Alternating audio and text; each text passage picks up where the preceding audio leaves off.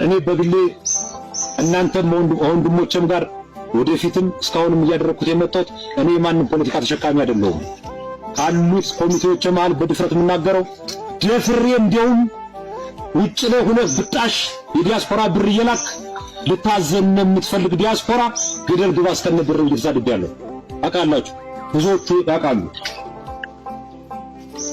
ከሚደለ ያለን እኛ ነን፣ እየተቆስነ ያለንና እኛ ነን መወሰን ያለብን። ከዛ ማዶ ሆኖ ብር ሰጥቶ ይገዛኛ አይፈልግም። እኔ ቁስ አይደለሁም። ገንዘብ ማጥቻ አልወጣሁም፣ እግዚአብሔር ይመስገን። በዚህ ልክ እየተንሸራሸሩ ያሉ የሚዲያ ወሬዎች ባጭሩ አላብዛባችሁ፣ እኔን አይገልጹኝም። የኔ ስነ ባህሪዎችም አይደሉም። እንደዚህ አይነት ርካሽ ስራ ሰርቼ ሰራዊቱንም ራሴንም ማሳዝን ሰውም አይደለሁም። ፍርዱን እኔ እንደው ሳልናገር እንዳልቀር እየሰማው እያወቁ ዝም እንዳልል ነው እንጂ ሂደቱን ሰራዊቱ ስለሚያውቀው ሰራዊቱ ፍርዱን ይሰጣል።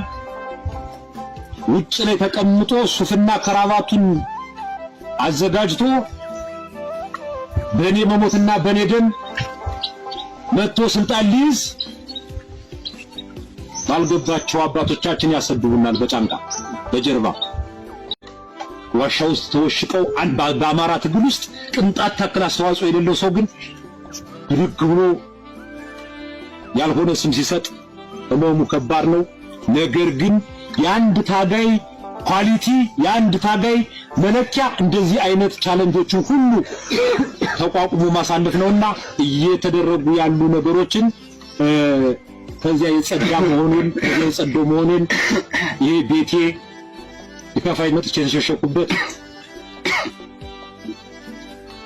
የትግል አጋሮች ናችሁና ከዚህ የትግል አጋሮች